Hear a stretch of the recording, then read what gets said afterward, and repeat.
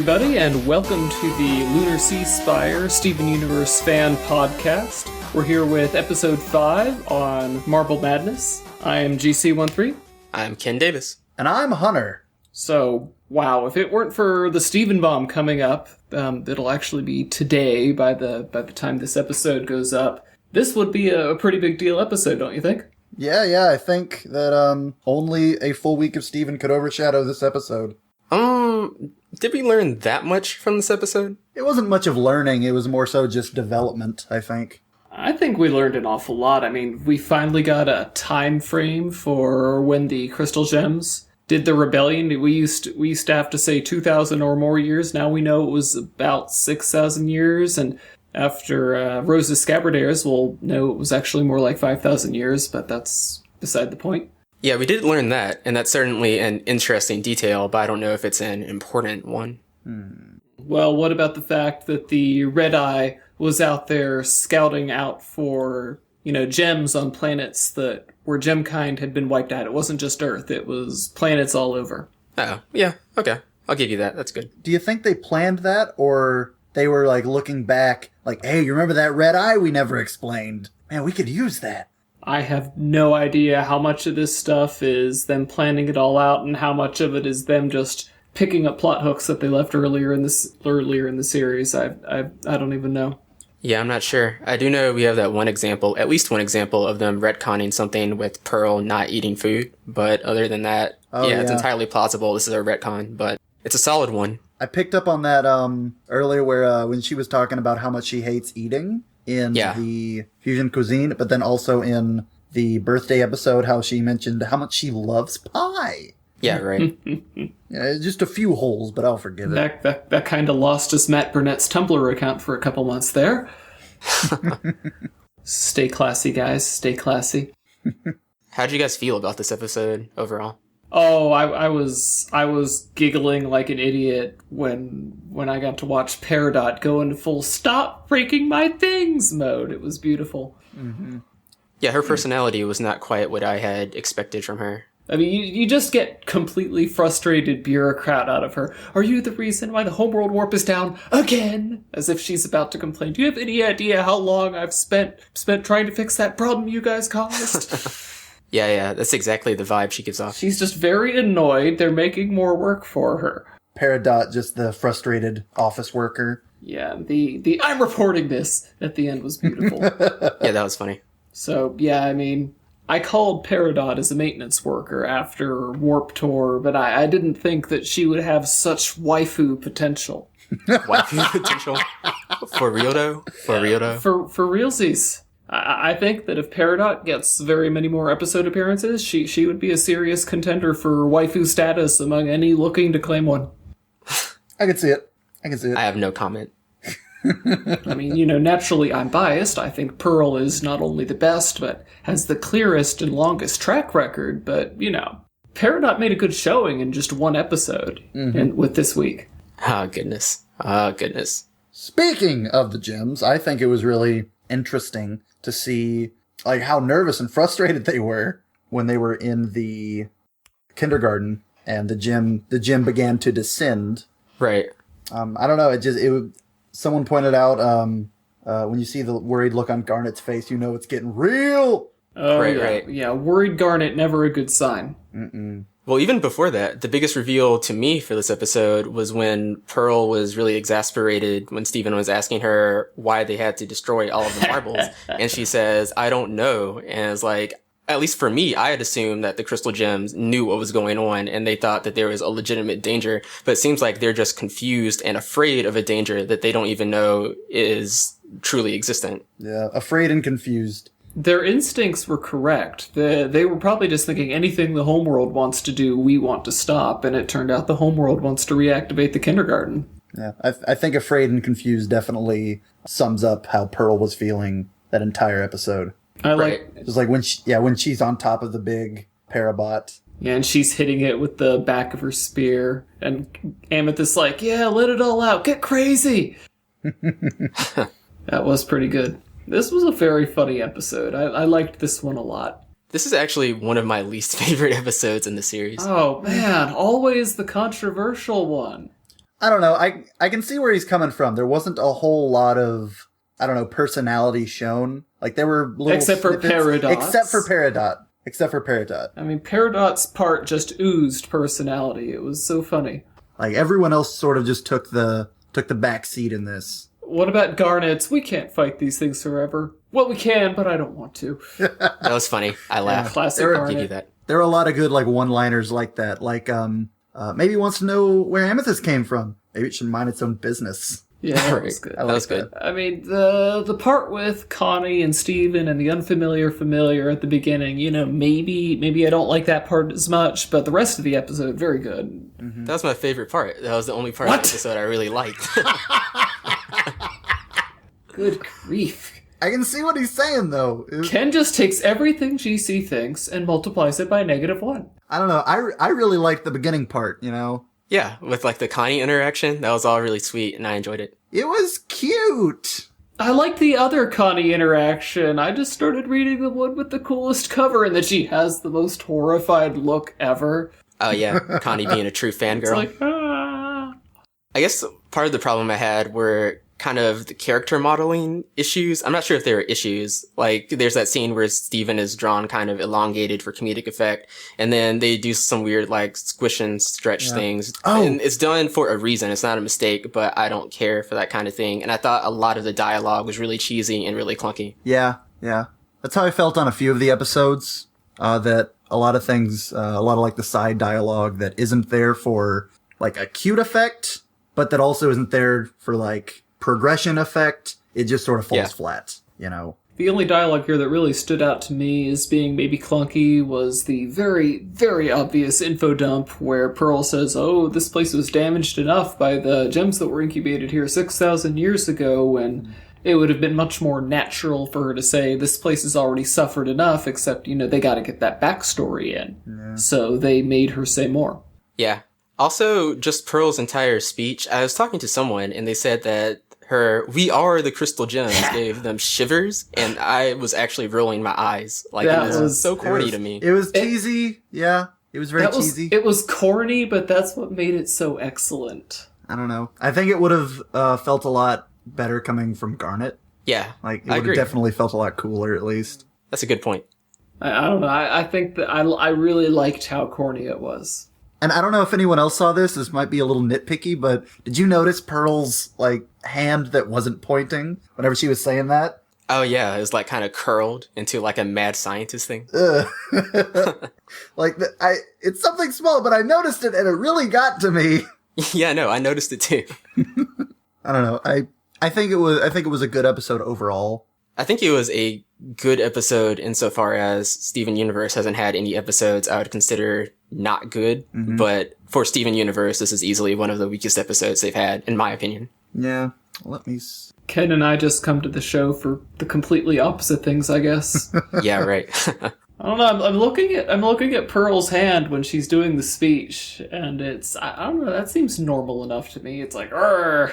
Like she's getting ready to force choke Peridot with her other hand if the spear threat doesn't work. Yeah, I guess. I guess, man. I don't know. The Pearl crab hand. I don't know. Pearl is a bird and a crab. Also, Steven's follow the funky flow joke. It's getting on my nerves.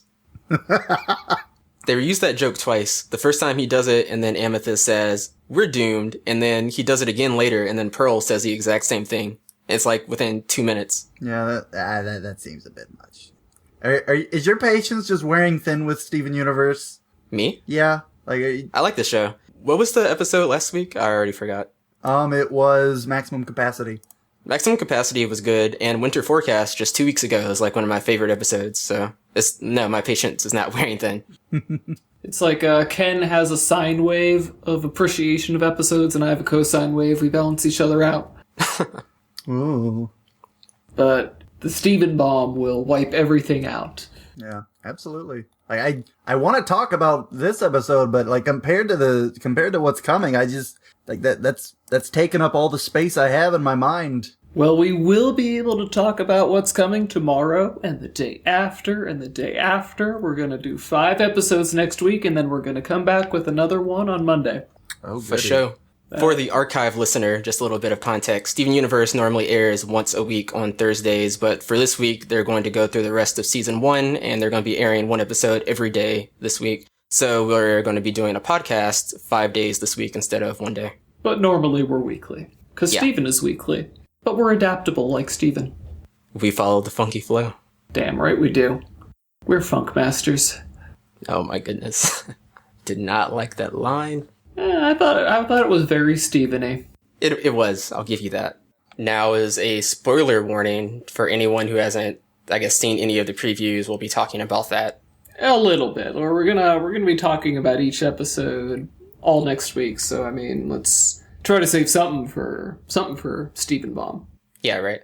But I will say this, I have watched the previews, I've seen what other spoilers we have coming in, even posted some of them all of them to Lunar Ceasefire, and I gotta say, I am very excited.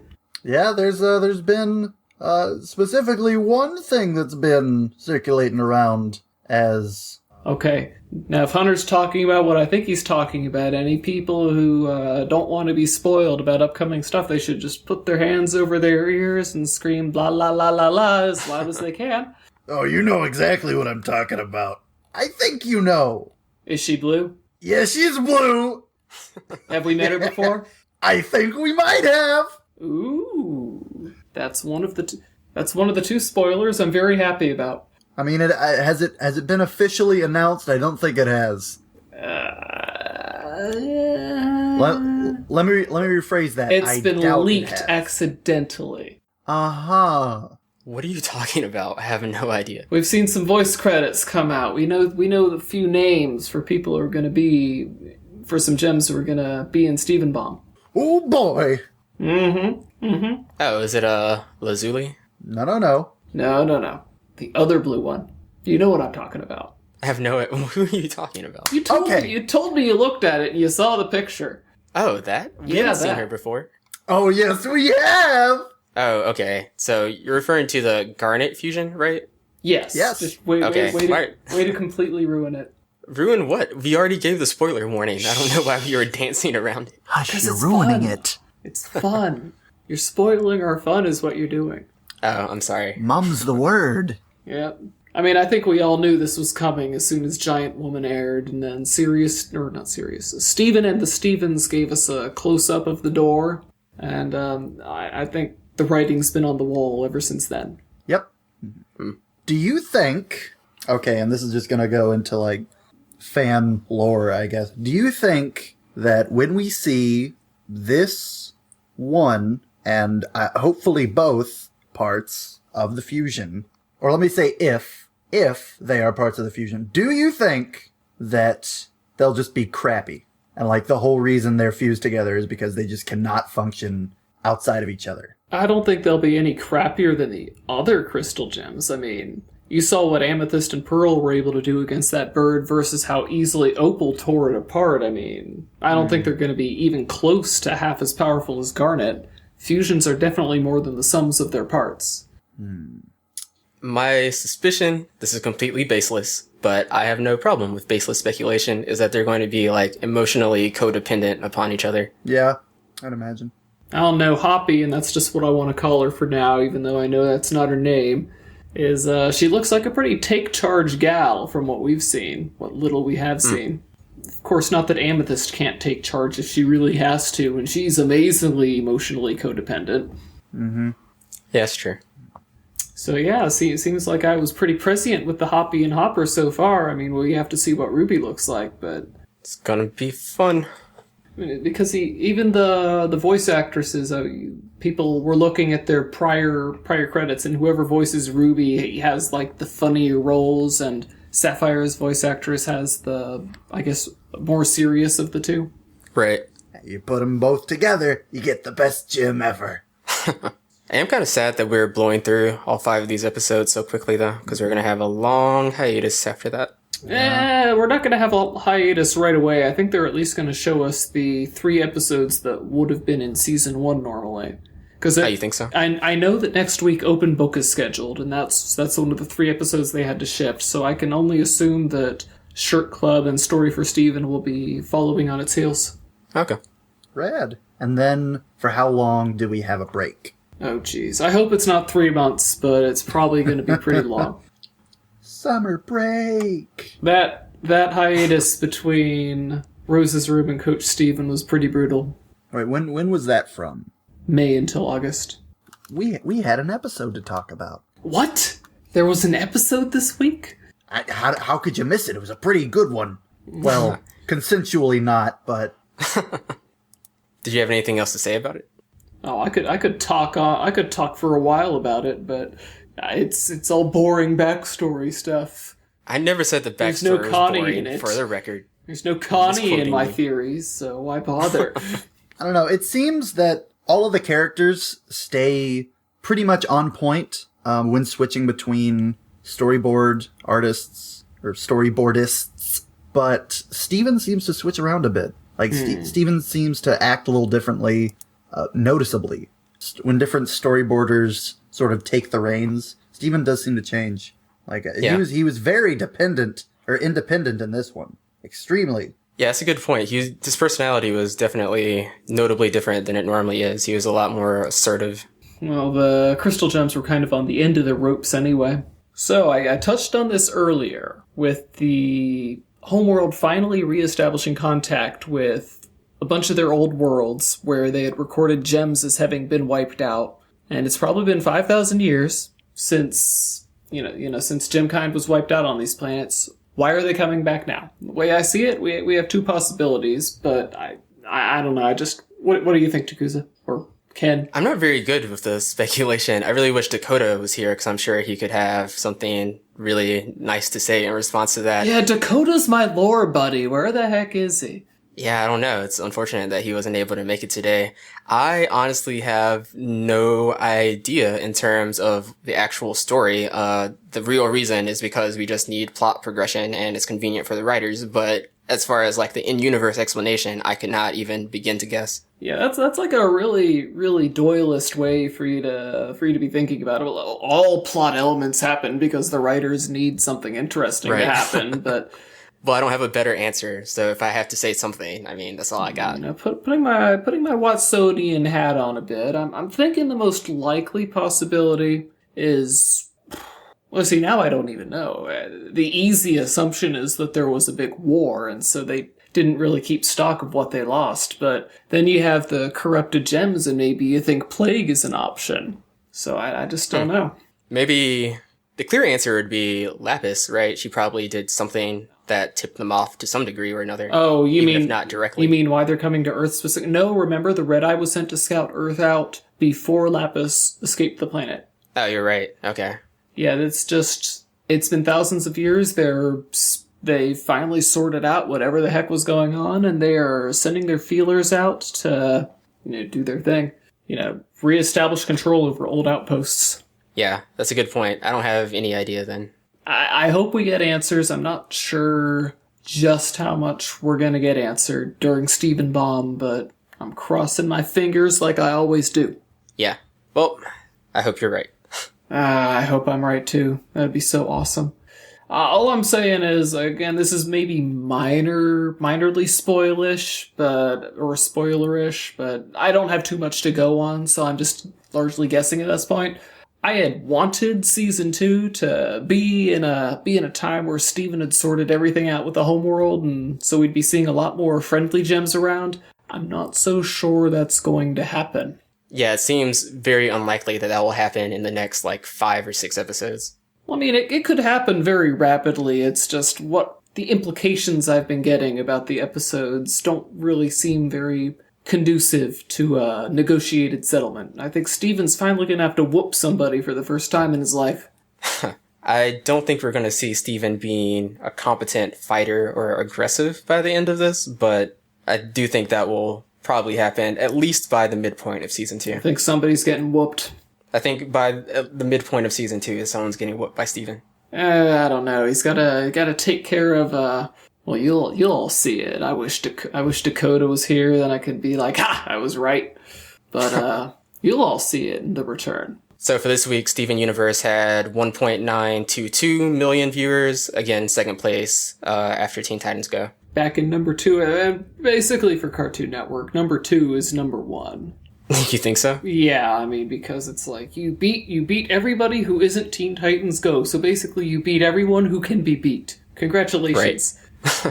Right. I do not understand how Teen Titans Go has such I guess I do understand how. It's just kind of sad, I got a Steven going on kids these days.